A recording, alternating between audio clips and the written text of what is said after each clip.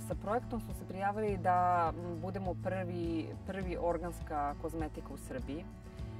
Zato što meni je najbitnije bilo da u moje proizvode stavljam čiste organske sastojke, da kažem da imam poreklo sirovina.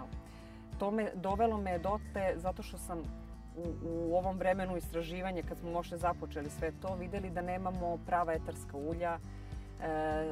Do samih suvih sirovina teško je doći. Saznali smo da ljudi mnogo prskaju lekovito bilje i to nas je dovelo da mi moramo da uđemo u poljoprivredu da bi imali zaista pravi proizvod. Potrebno je da promenim sertifikacionu kuću zato što mi je žao da moja sertifikaciona kuća nema tu mogućnost da se taj proizvod sertifikuje u Srbiji. Prosto nema zakona koji su uređeni za to. Mislim, za to sve je potrebno vreme. Za to je potrebno Kosmos sertifikat, to se sve radi u inostranstvu, analize se rade u inostranstvu i svaka ta analiza naravno košta.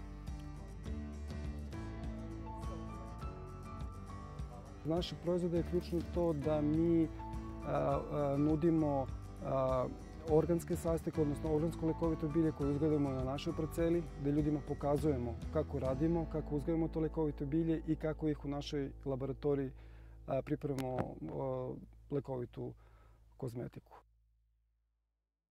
Preovladava biljna proizvodnja jer je i u organskoj proizvodnji najviše sertifikovanih proizvođača iz biljne proizvodnje, ali isto tako imamo stočarske proizvodnje, imamo stočarsku proizvodnju, imamo nekoliko prijava od grupnih proizvođača, a takođe imamo i nekoliko jako zanimljivih predloga projekata koji nisu direktno i jesu i nisu direktno povezani sa poljoprivrednom proizvodnjom, kao što su ruralni razvoj, odnosno projekti iz oblasti ruralnog turizma, ali koji se oslanjaju na organsku proizvodnju, proizvodnja organske kozmetike, kozmetičkih proizvoda, tako da zaista je bila široka paleta projekata ove godine.